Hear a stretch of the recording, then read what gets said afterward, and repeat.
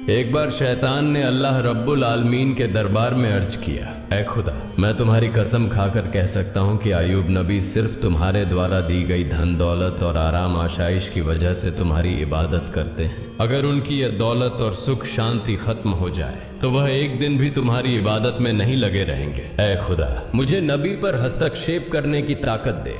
मैं देखना चाहता हूँ कि तुम्हारा अय्यूब नबी तुम्हारे प्रति कितना वफादार है। अल्लाह रब्बुल आलमीन ने शैतान को इजाजत दी और कहा, जाओ, तुम्हें नबी पर हस्तक्षेप करने की ताकत दी जाती है, जैसे चाहो नबी को आजमा सकते हो। शैतान अल्लाह ताला की दी हुई ताकत पाकर एक राहगीर का वेश धारण करके हजरत अय्यूब अलैहिस्सलाम के पास गया। हजरत अय्यूब अलैहिस्सलाम के पास जाकर उसने अपनी गरीबी जताई और कहा, हुजूर, मुझे कुछ दिन आपके घर रहने की अनुमति दीजिए। हजरत अय्यूब अलैहिस्सलाम को उस व्यक्ति पर शक हुआ क्योंकि उसके शरीर से एक प्रकार की तीव्र दुर्गंध आ रही थी। तब हजरत अय्यूब अलैहिस्सलाम ने उसकी यह अर्ज ठुकरा दी और कहा, मैं तुम्हें कुछ पैसे दे रहा हूँ, तुम कहीं और जाकर रहने का इंतजाम करो। शैतान हजरत अय्यूब अलैहिस्सलाम के इस व्यवहार से बहुत नाराज हुआ और मायूस होकर वापस चला गया। फिर उसने सोचा कि नबी को नुकसान कैसे पहुंचाया जाए। बहुत सोचने के बाद उसने तय किया कि नबी के फल के बगीचा में आग लगा देगा। जैसा सोचा वैसा किया।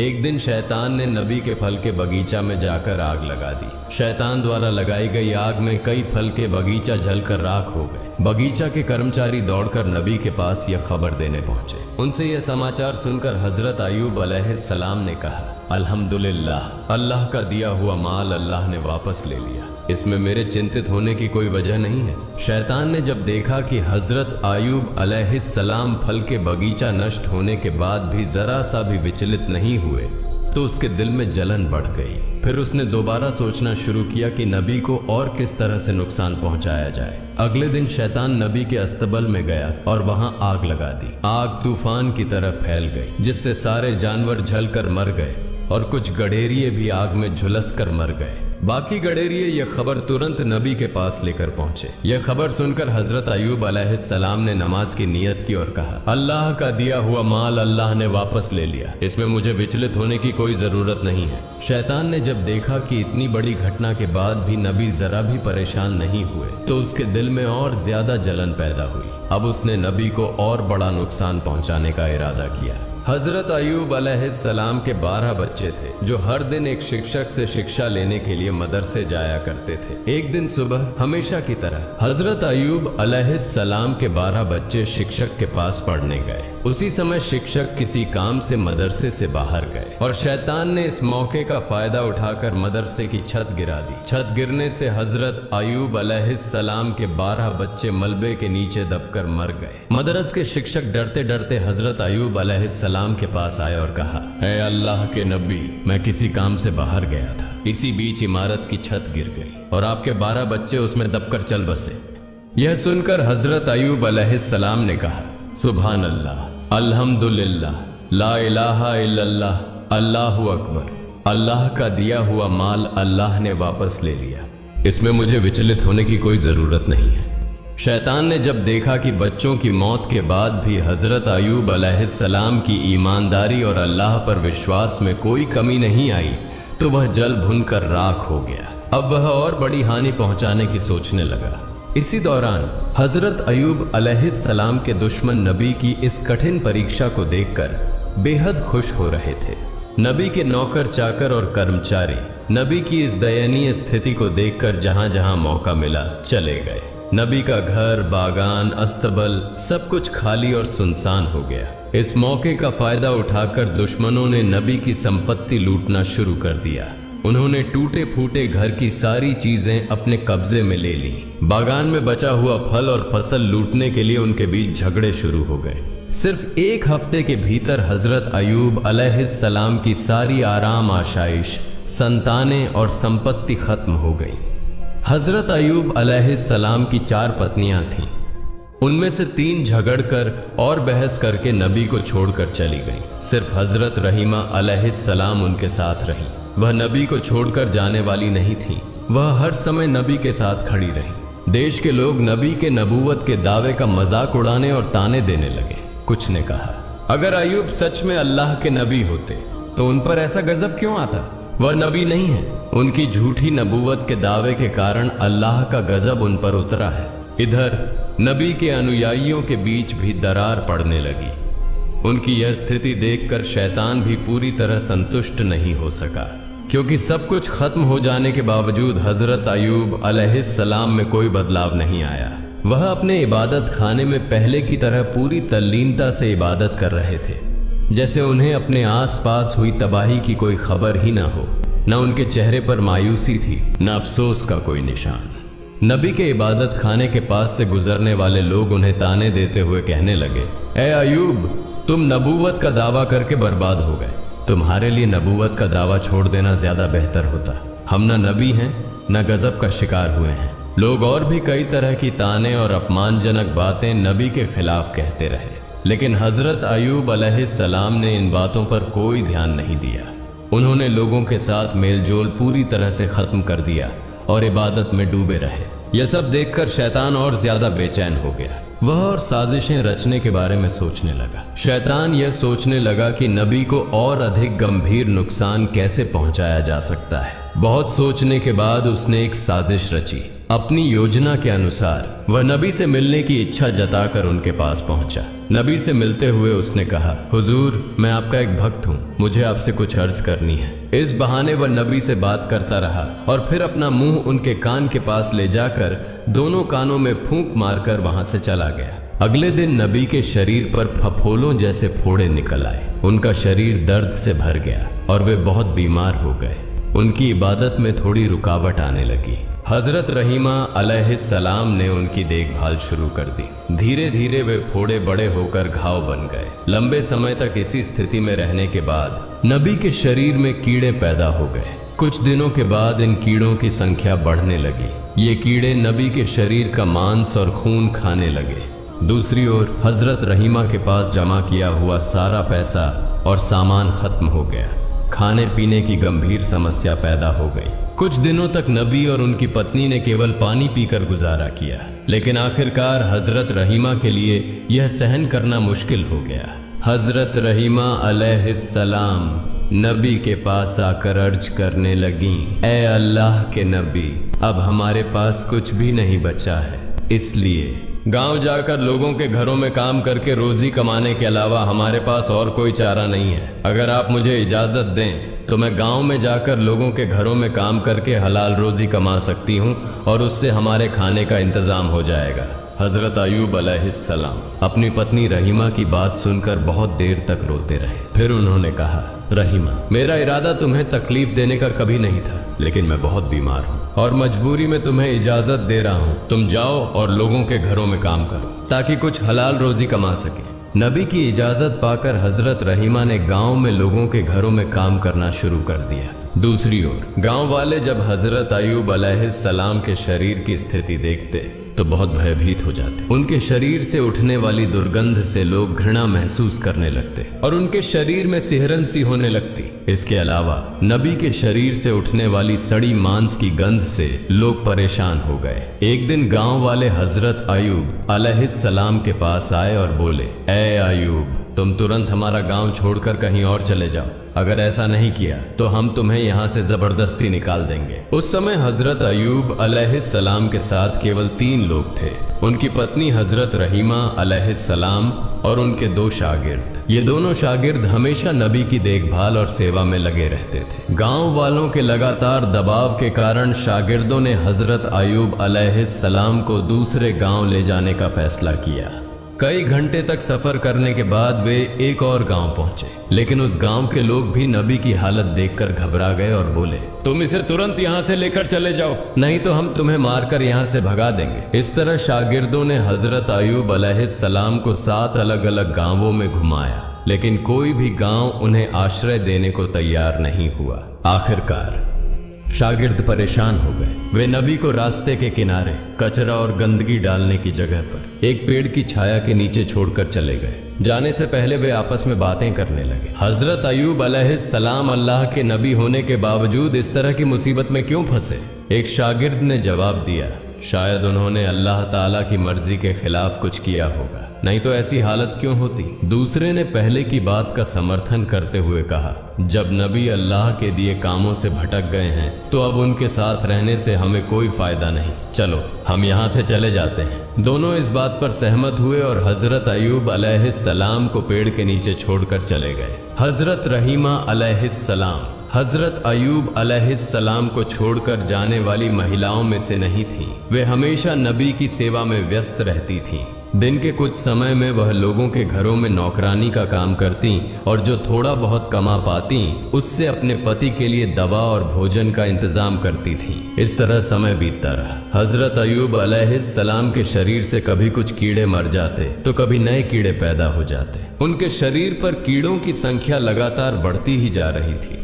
उनके शरीर पर अब केवल हड्डियां और थोड़ा सा मांस ही बचा था। एक दिन उनके शरीर से कुछ कीड़े गिरकर जमीन पर आ गए। तब हजरत अयूब अलैहिस्सलाम ने अपनी पत्नी रहीमा अलैहिस्सलाम को बुलाकर कहा, रहीमा, इंसान मिट्टी से बना है और मरने के बाद उसका शरीर फिर मिट्टी में बदल जाता है। अगर मेरे शरीर का मांस और खून अल्लाह के इन कीड़ों की भूख मिटाने में काम आ रहा है तो इसमें कोई आपत्ति नहीं होनी चाहिए। कम से कम इससे इन्हें भोजन मिल रहा है। जो कीड़े मेरे शरीर से गिरे हैं उन्हें वापस उठाकर मेरे शरीर पर रख दो ताकि उन्हें अपना भोजन पूरा मिल सके। हजरत रहीमा अलैहिस्सलाम ने अपने पति के आदेश का पालन किया और गिरे हुए कीड़ों को उठाकर फिर से उनके शरीर पर लगा दिया। एक दिन हजरत रहीमा अलैहिस्सलाम गांव गईं, लेकिन उन्हें कोई काम नहीं मिला। इस वजह से वे बहुत चिंतित हो गईं। उनके मन में बार बार यह सवाल उठ रहा था कि आज वे अपने पति को खाना कैसे खिलाएंगी। उन्होंने पूरे गांव में काम ढूंढने के लिए बहुत कोशिश की, लेकिन कहीं भी उन्हें काम नहीं मिला।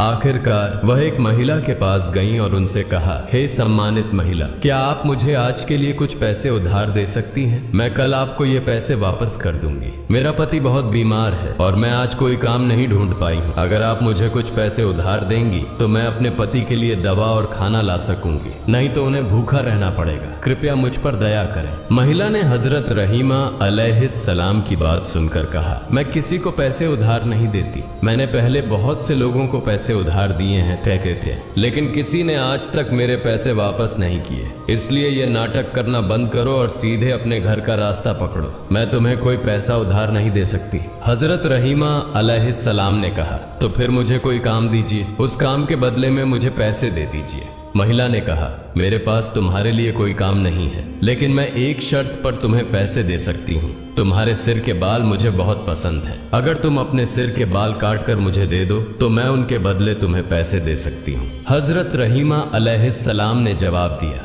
हे महिला, मेरे पति बहुत बीमार हैं। उनका पूरा शरीर कीड़ों ने खा लिया है। वह किसी कठोर चीज को छू भी नहीं सकते। जब वह बिस्तर से उठते हैं तो मेरे बाल पकड़कर सहारा लेते हैं। अगर मैं अपने सिर के बाल काटकर तुम्हें दे दूं तो मेरे पति बिस्तर से कैसे उठेंगे? इस पर महिला ने कहा, ठीक है, तो तुम अपने सिर के आधे बाल काटकर मुझे दे दो, मैं उनके बदले तुम्हें पैसे दूंगी। हजरत रहीमा अलैहिस्सलाम ने चारों तरफ से लाचार होकर महिला की इस शर्त को मान लिया। उन्होंने अपने सिर के आधे बाल काटकर महिला को दे दिए और बदले में कुछ पैसे लिए। उन पैसों से उन्होंने अपने बीमार पति के लिए भोजन और दवा खरीदी और घर की ओर चल पड़ी। शैतान यह सब देख रहा था। जब उसने देखा कि हजरत रहीमा अलैहिस्सलाम ने अपने सिर के आधे बाल कटवा लिए हैं तो उसने इसे हजरत अयूब अलैहिस्सलाम और रहीमा के बीच गलत फहमी पैदा करने का सुनहरा मौका समझा। इसके बाद शैतान एक दरवेश का वेश धारण करके हजरत अयूब अलैहिस्सलाम के पास आया और कहा, आप अल्लाह के नबी हैं, लेकिन आपकी पत्नी का चरित्र बहुत खराब है। वह अक्सर अलग अलग जगहों पर चोरी करती है और इसी तरह से गलत तरीकों से पैसा कमाती है। आज वह चोरी करते हुए पकड़ी गई और लोगों ने सजा के तौर पर उसके सिर के आधे बाल काट दिए। जब वह घर लौटेगी तो आप खुद यह देख सकते हैं। हम आपकी इज्जत करते हैं, इसलिए आपको पहले ही यह बात बता रहे हैं। यह कहकर शैतान वहां से चला गया। हजरत अयूब अलैहिस्सलाम ने शैतान की बातों पर विश्वास कर लिया और गुस्से से भर उठे। उन्होंने अकेले में कहा, मेरी पत्नी इतनी गिर सकती है, ये मैंने कभी सोचा भी नहीं था। अब मैं उसके कमाए हुए पैसे से खाना नहीं खाऊंगा। वह मुझे अब तक गलत तरीके से कमाए हुए पैसे से खिलाती रही है, इसलिए मैं अल्लाह के सामने बहुत शर्मिंदा हूँ। हे मेरे पालनहार, रहमान और रहीम, मुझे माफ कर दे। अगर मैं स्वस्थ हो जाऊं तो मैं निश्चित रूप से उसे 100 कोड़े मारूंगा। फिर मैं अल्लाह की कसम खाकर कहता हूं कि मैं स्वस्थ होने के बाद उसे 100 कोड़े जरूर मारूंगा। उस दिन शाम को हजरत अयूब अलैहिस्सलाम ने अपनी पत्नी के बारे में सुनी हुई बातों को लेकर बहुत व्यथित महसूस किया। उसी शाम जब हजरत रहीमा अलैहिस्सलाम घर लौटी तो हजरत अयूब अलैहिस्सलाम ने उनसे कोई बात नहीं की। रहीमा अलैहिस्सलाम ने अपने पति की यह हालत देखकर अत्यंत विनम्रता के साथ उनसे पूछा, हे मेरे प्रिय पति, क्या हुआ? आप मुझसे कोई बात क्यों नहीं कर रहे हैं? लेकिन हजरत अयूब अलैहिस्सलाम ने उनकी बात का कोई उत्तर नहीं दिया। इसके बाद रहीमा अलैहिस्सलाम ने उनके लिए खाना और दवा पेश की, लेकिन अयूब अलैहिस्सलाम ने उसे भी ठुकरा दिया। रहीमा अलैहिस्सलाम ने उनके पैरों को पकड़ लिया और रोते हुए कहा, हे मेरे प्रिय पति, कृपया मुझे बताइए, आप मुझसे क्यों नाराज हैं? तब हजरत अयूब अलैहिस्सलाम ने कहा, मैंने कभी कल्पना भी नहीं की थी कि तुम्हारा चरित्र इतना गिर सकता है। तुम चोरी करके मुझे अब तक खाना खिलाती रही हो। तुम्हारा गलत तरीके से कमाया हुआ पैसा मैं खा रहा था। यह सोचकर मैं खुद को माफ नहीं कर सकता। आज एक दरवेश ने आकर मुझे तुम्हारे बारे में बताया। उसने कहा कि तुम चोरी करते हुए पकड़ी गई हो और इसी कारण लोगों ने तुम्हारे सिर के आधे बाल काट दिए। हजरत रहीमा अलैहिस्सलाम ने अपने पति के मुंह से यह बात सुनी तो ऐसा लगा जैसे उनके पैरों तले जमीन खिसक गई हो। उनकी आंखों से आंसू बहने लगे। तब उन्होंने दोनों हाथ उठाकर अल्लाह से फरियाद की, हे अल्लाह, हे रहमान और रहीम, तुम सब जानते हो मैंने जो भी किया उसकी क्या मंशा थी। यह तुमसे छुपा नहीं है। मैं नहीं जानती कि मेरे पति को किसने या क्यों मेरे खिलाफ झूठी बातें बताई। हे अल्लाह, तुम मेरे पति को सच्चाई से अवगत कराओ, रहमान और रहीम। मैं इसके लिए इंसानों के सामने नहीं गिड़गिड़ाऊंगी। तुम मेरे एकमात्र सहारे हो। तुम सबसे बड़े न्यायाधीश हो। इसलिए जिसने भी मेरे पति के मन में मेरे खिलाफ यह गलत फहमी पैदा की है, उसका सही न्याय तुम करो। हजरत रहीमा अलैहिस्सलाम की इस फरियाद को सुनकर अल्लाह का अर्श कांप उठा। तभी अल्लाह रब्बुल आलमीन ने हजरत जिब्राइल अलैहिस्सलाम को हजरत अयूब अलैहिस्सलाम के पास भेज दिया।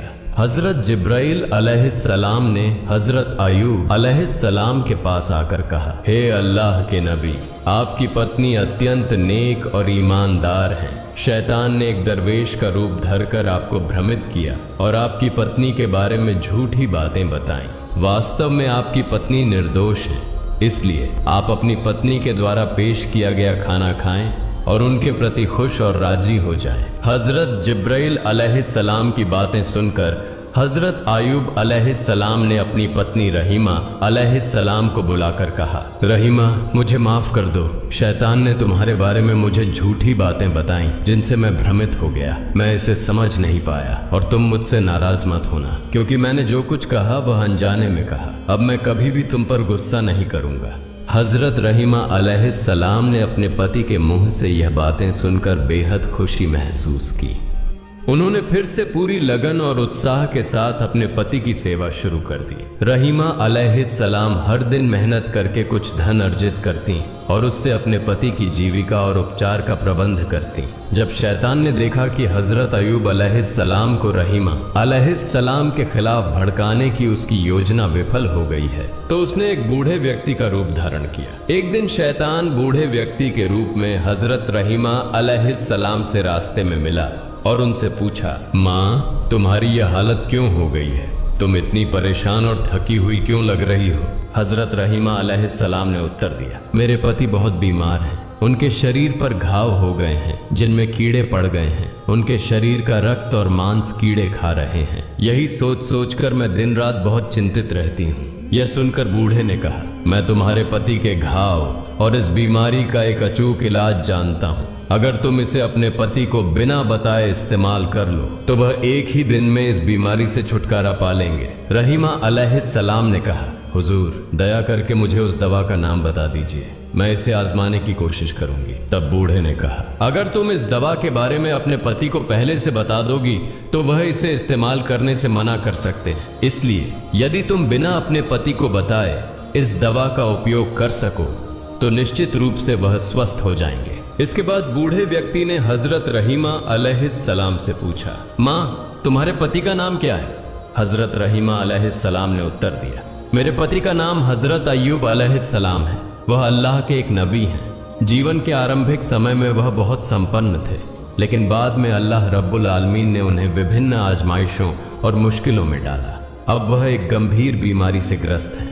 शैतान जो बूढ़े व्यक्ति का रूप धारण किए हुए था, रहीमा अलैहिस्सलाम की बातें सुनकर बोला, जब उन्हें गांव के लोगों ने बाहर निकाल दिया था तो मैंने उन्हें एक बार देखा था। उनके लिए मेरे पास उपयुक्त दवा है। हजरत रहीमा अलैहिस्सलाम ने कहा, हुजूर कृपया मुझे वह दवा दे दीजिए। बूढ़े व्यक्ति ने कहा, तुम यहीं थोड़ी देर प्रतीक्षा करो, मैं दवा लाकर अभी तुम्हें देता हूँ। यह कहकर बूढ़ा व्यक्ति वहां से चला गया। हजरत रहीमा अलैहिस्सलाम वहीं खड़ी उसकी प्रतीक्षा करने लगी। कुछ समय बाद बूढ़ा व्यक्ति एक बोतल में पानी जैसी दवा और मांस जैसा पदार्थ लेकर आया। उसने रहीमा अलैहिस्सलाम के हाथ में बोतल देते हुए कहा, यह दवा उनके शरीर पर लगाना और यह मांस जैसी दवा भूनकर उन्हें खिलाना। देखना अगले दिन तक उनका आधा स्वास्थ्य लौट आएगा, और अगर अगले दिन भी इसी तरह इसका उपयोग किया गया तो वह 2 दिनों के भीतर पूरी तरह ठीक हो जाएंगे। इसके बाद बूढ़ा व्यक्ति लंबी लंबी बातें करने लगा। हजरत अय्यूब अलैहिस्सलाम अल्लाह के नबी हैं, हमारे प्रिय मार्गदर्शक। उनके प्रति हमारे दिल में गहरी मोहब्बत है। उनके लिए थोड़ा सा भी भला कर पाऊं तो खुद को धन्य समझूंगा। मैं उनका बहुत बड़ा भक्त हूं, लेकिन उनके दुश्मनों और विरोधियों की वजह से मैं उनका हालचाल नहीं ले पाया, लेकिन भविष्य में मैं खुद उनसे मिलने की कोशिश करूंगा। शैतान ने इस तरह की लंबी बातें कहकर हजरत रहीमा अलैहिस्सलाम का विश्वास जीत लिया और वहां से चला गया। हजरत रहीमा अलैहिस्सलाम वह दवा लेकर अपने नबी के पास पहुंची। पहले उन्होंने उनके लिए खाने का इंतजाम किया। इसके बाद वह बहुत देर तक सोचती रहीं कि इस दवा का उपयोग करें या नहीं, लेकिन अंततः वह हजरत अय्यूब अलैहिस्सलाम को बिना बताए दवा का उपयोग करने का साहस नहीं कर सकी। इसलिए वह नबी के पास जाकर बोली, हे अल्लाह के नबी, आज एक वृद्ध व्यक्ति ने मुझे रास्ते में एक प्रकार की दवा दी है और उसने कहा कि यदि इस दवा का नियमित रूप से 2 दिन उपयोग किया जाए तो आप पूरी तरह से स्वस्थ हो जाएंगे। हजरत अय्यूब अलैहिस्सलाम ने हजरत रहीमा अलैहिस्सलाम की बात सुनकर कहा, हे रहीमा, क्या तुम सोचती हो कि मेरी यह बीमारी दवा से ठीक हो जाएगी? यह बीमारी तो अल्लाह ने मुझे दी है और वही मुझे ठीक करेगा। कोई दवा इसे ठीक नहीं कर सकती। हजरत रहीमा अलैहिस्सलाम ने कहा, जिसने यह दवा दी है वह एक मुसलमान है, वह आपका भक्त है और इसलिए मुझे उसकी दवा पर कोई संदेह नहीं है। अब यह सब आपके इरादे पर निर्भर है। हजरत अय्यूब अलैहिस्सलाम ने कहा, तुम फिलहाल यह दवा छोड़ दो। जब तक अल्लाह ताला से इस बारे में कोई खबर ना आए मैं इस दवा का उपयोग नहीं कर सकता। हजरत रहीमा अलैहिस्सलाम ने नबी के आदेश का पालन किया और दवा नबी के बिस्तर के पास रख दी। अगले दिन सुबह हजरत अय्यूब अलैहिस्सलाम ने हजरत रहीमा अलैहिस्सलाम को बुलाया और कहा, रहीमा, जब से मैं बीमार हुआ हूँ मैं हर रात अल्लाह रब्बुल आलमीन के ताजल्ली को देखता था और उससे अत्यधिक संतोष प्राप्त करता था, लेकिन कल रात मैं वह ताजल्ली देखने में सक्षम नहीं हो पाया। परंतु इसका कारण क्या था मैं समझ नहीं पा रहा हूँ। हजरत रहीमा अलैहिस्सलाम ने कहा, हे मेरे प्रिय पति, आप अल्लाह के नबी हैं, इसके लिए शायद आपके पास इसका उचित कारण हो। मैं एक सामान्य बंदा हूँ, मैं कैसे जान सकती हूँ इसका कारण क्या है? इसके बाद हजरत अय्यूब अलैहिस्सलाम बहुत परेशान हो गए और चिंतित हो गए। इस तरह 3 दिन बीत गए, वह अल्लाह रब्बुल आलमीन की ताजल्ली को नहीं देख पाए। अंत में वह दोनों हाथ उठाकर अल्लाह के दरबार में रोते हुए दुआ करने लगे, हे अल्लाह रब्बुल आलमीन, मुझे नहीं पता कि किस गलती के कारण मैं आपकी ताजल्ली देखने में सक्षम नहीं हो पा रहा हूँ। अगर मुझसे कोई गलती हुई है तो कृपया मेरी गलतियों को माफ कर दें और मुझे अपनी ताजल्ली से वंचित ना करें। हजरत अय्यूब अलैहिस्सलाम की यह दुआ सुनकर हजरत जिब्राइल अलैहिस्सलाम ने आकर उन्हें बताया, हे अल्लाह के नबी, आपके बिस्तर के पास शराब की बोतल और सूअर का मांस रखा है। इन हराम चीजों को आपके बिस्तर के पास रखकर आप अल्लाह ताला की ताजल्ली की आशा कैसे कर सकते हैं? यदि आप फिर से अल्लाह ताला की ताजल्ली प्राप्त करना चाहते हैं तो आपको तुरंत इन चीजों को अपने बिस्तर के पास से हटा देना चाहिए। गहरी रात में हजरत अय्यूब अलैहिस्सलाम ने हजरत रहीमा अलैहिस्सलाम को बुलाकर कहा, रहीमा, मेरे बिस्तर के पास जो शराब और सुअर का मांस रखा है उसे देखो और तुरंत हटा दो।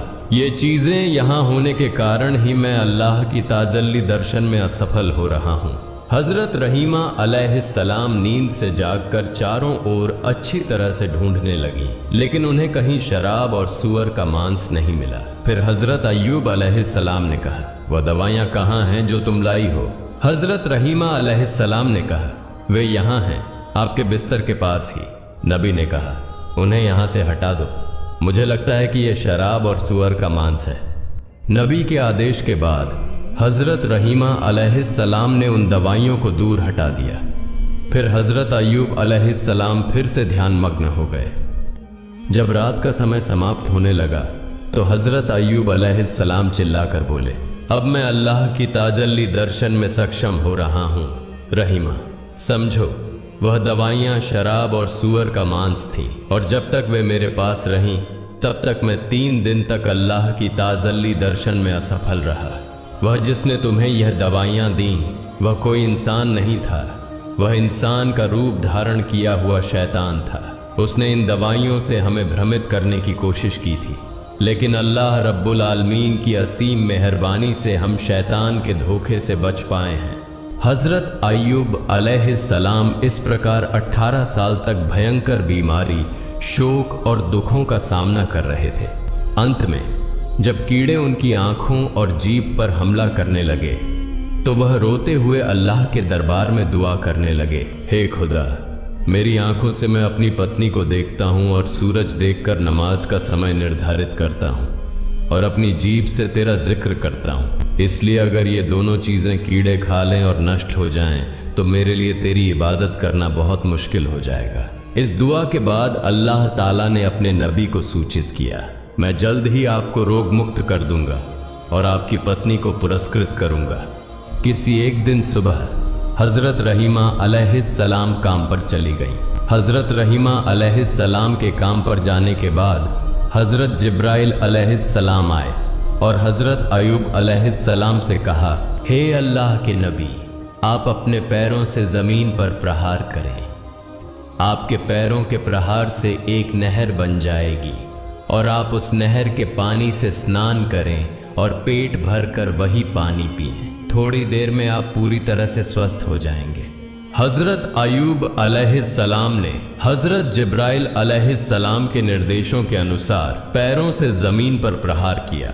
फिर वहां से एक जलधारा का स्रोत उभरा और उस जलधारा का पानी हजरत अय्यूब अलैहिस्सलाम के शरीर पर गिरने लगा। अल्लाह की मेहरबानी से जैसे ही वह पानी उनके शरीर पर पड़ा, उनके घाव ठीक होने लगे और नई त्वचा उगने लगी। इसके बाद नबी ने उस जलधारा के पानी से अच्छे से स्नान किया और तुरंत ही हजरत अय्यूब अलैहिस्सलाम के पूरे शरीर पर नई त्वचा उग आई और उन घाव इस प्रकार नष्ट हो गए जैसे कि उनके शरीर पर कभी कोई घाव या रोग था ही नहीं। जलधारा के पानी से स्नान करने के बाद उनका शरीर पहले से कहीं अधिक चमकदार और सुंदर हो गया। उनका चेहरा चांद की तरह चमकने लगा। नहाने के बाद हजरत अय्यूब अलैहिस्सलाम ने पेट भरकर उस जलधारा का पानी पिया, जिससे उनकी भूख और प्यास पूरी तरह से शांत हो गई। उसी समय उन्होंने देखा कि एक फरिश्ता दूर से कपड़े का थैला लेकर उनके पास आया और बोला, हे अल्लाह के नबी, ये कपड़े जन्नत से लाए गए हैं, ये कपड़े आप पहने। इसके बाद वह व्यक्ति चला गया। हजरत अय्यूब अलैहिस्सलाम ने कपड़े का थैला खोला और देखा कि उसमें जन्नत के कपड़े हैं। उन्होंने उन जन्नत के कपड़ों को पहन लिया और अनगिनत सुंदरता के मालिक बन गए। उन्हें अपार संतोष प्राप्त हुआ क्योंकि उन्होंने 18 सालों तक बीमारी का सामना किया था और आज पूरी तरह से स्वस्थ हो गए। अब वह चलने फिरने में सक्षम हो गए थे। वह अल्लाह के दरबार में शुक्रिया अदा करते हुए कुछ दूर जाकर जंगल के एक किनारे पर बैठ गए। इस बीच हजरत रहीमा अलैहिस्सलाम कुछ पैसे जुटाकर अपने पति के लिए खाना खरीदने के लिए जल्दी से वापस लौट आईं। जब वह अपने पति के पास पहुंची तो देखा कि उनका पति बिस्तर पर नहीं था। हजरत रहीमा अलैहिस्सलाम यह दृश्य देखकर चकित हो गई। फिर वह वहां बैठकर जोर जोर से रोने लगी और विनम्रता से अल्लाह रब्बुल आलमीन से प्रार्थना करने लगी, हे मेरे रब, मैं नहीं जानती मेरे पति को कौन ले गया है। क्या उन्हें कोई शेर ने खा लिया है या कोई अन्य जानवर उन्हें गायब कर दिया है? मैं कुछ नहीं जानती। हे मेरे रब, मैं तुझसे दुआ करती हूँ, तुम मेरे पति को वापस लौटा दो। हे अल्लाह रब्बुल आलमीन, आप करुणा के सागर हैं, आपसे जो कुछ भी हो वह सब कुछ कर सकते हैं। मैं अपने पति के बिना नहीं रह सकती। हजरत रहीमा अलैहिस्सलाम इस तरह कई घंटों तक अल्लाह रब्बुल आलमीन के दरबार में प्रार्थना करती रही। फिर उठकर इधर उधर दौड़ते हुए हजरत अयूब अलैहिस्सलाम का पता करने लगी। वह देख रही थीं कि कहीं हजरत अयूब अलैहिस्सलाम का कोई निशान मिल सके, लेकिन काफी समय तक दौड़ने के बाद भी उन्हें हजरत अयूब अलैहिस्सलाम का कोई निशान नहीं मिला। उन्होंने दूर देखा कि एक व्यक्ति सुंदर कपड़े पहने हुए बैठे हैं। वह उस व्यक्ति के पास गई और पूछा, जनाब, यहाँ पेड़ के नीचे एक रोगी था, क्या आप उसके बारे में कुछ जानते हैं? हजरत अयूब अलैहिस्सलाम इतने समय तक दूर बैठकर हजरत रहीमा अलैहिस्सलाम की स्थिति का निरीक्षण कर रहे थे।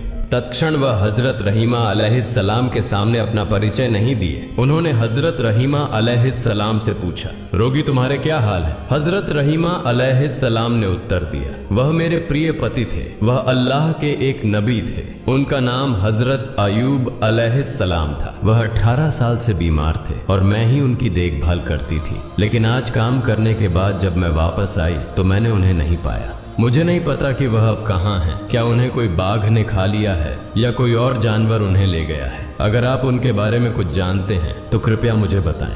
हजरत अयूब अलैहिस्सलाम ने फिर हजरत रहीमा अलैहिस्सलाम से पूछा, अगर तुम अपने पति का चेहरा देखो तो क्या तुम उन्हें पहचान सकोगी? हजरत रहीमा अलैहिस्सलाम ने उत्तर दिया, क्या कहते हैं जनाब, वह पति जिनकी मैंने 18 साल सेवा की, उनका चेहरा देखकर क्या मैं उन्हें नहीं पहचानूंगी? इसके बाद हजरत अयूब अलैहिस्सलाम ने अपने चेहरे से कपड़ा हटाकर कहा, देखिए, क्या आप इस व्यक्ति को पहचान सकती हैं? जब हजरत रहीमा अलैहिस्सलाम ने हजरत अयूब अलैहिस्सलाम के नूरानी चेहरे को देखा तो वह जोर जोर से रोने लगी और उन्हें गले लगा लिया। उन्होंने कहा, हे अल्लाह के नबी, अल्लाह रब्बुल आलमीन ने आपको इस तरह स्वस्थ कर दिया है, ये मैंने कभी सपने में भी नहीं सोचा था। मैं तो आपके बारे में चिंतित हो गई थी। अल्लाह का लाख लाख शुक्र है कि उसने आपको स्वस्थ किया और मुझे फिर से आप मिले। इस तरह पति और पत्नी बहुत देर तक रोते रहे। हजरत अयूब अलैहिस्सलाम ने फिर हजरत रहीमा अलैहिस्सलाम को बताया कि कैसे वह स्वस्थ हुए और कैसे हजरत जिब्राइल अलैहिस्सलाम ने उन्हें ठीक करने के लिए एक नहर बना दी। फिर हजरत अयूब अलैहिस्सलाम ने अपनी पत्नी से कहा कि वह उस नहर में स्नान करे। पति के कहने पर हजरत रहीमा अलैहिस्सलाम ने उस नहर में स्नान किया।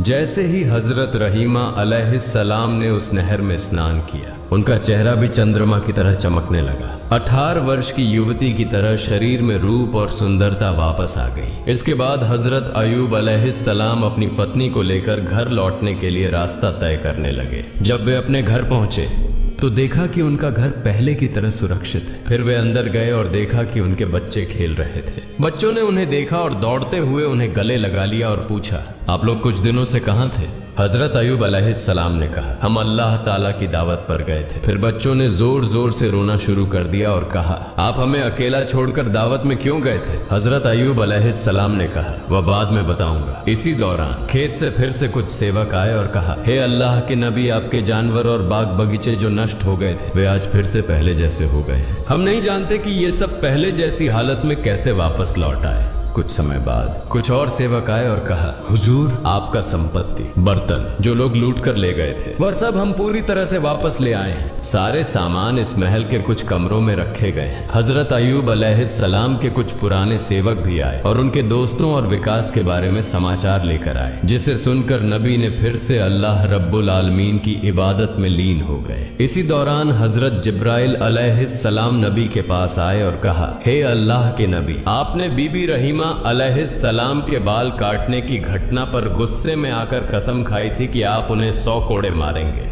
इस मामले में आपकी कसम झूठी साबित हुई है, लेकिन आपकी सच्चाई की कसम अब भी कायम है। इसलिए आप 100 गेहूं के बाल एकत्रित करके बीबी रहीमा अलैहिस्सलाम के शरीर पर हल्का सा स्पर्श करें। इससे आपकी कसम पूरी हो जाएगी और बीबी रहीमा अलैहिस्सलाम को कोई कष्ट नहीं होगा। हजरत जिब्राइल अलैहिस्सलाम के कहने पर हजरत अयूब अलैहिस्सलाम ने 100 सूखे गेहूं के बाल एकत्रित किए और बीबी रहीमा अलैहिस्सलाम के शरीर पर हल्के से एक बार मारा। इससे नबी की कसम पूरी हो गई और बीबी रहीमा अलैहिस्सलाम को कोई कष्ट नहीं हुआ। प्रिय दर्शक, शैतान ने हजरत अयूब अलैहिस्सलाम को कई बार चुनौती दी, लेकिन वह उन्हें किसी भी रूप में भ्रमित नहीं कर सके और न ही वह उन्हें गुमराह कर सके। अगर हम भी हजरत अयूब अलैहिस्सलाम की तरह अल्लाह रब्बुल आलमीन की राह में धैर्य रखें तो शैतान कभी भी हमें गुमराह नहीं कर सकेगा। अल्लाह रब्बुल आलमीन हमें भी हजरत अयूब अलैहिस्सलाम की तरह धैर्य रखने की तौफीक अता करें। आमीन।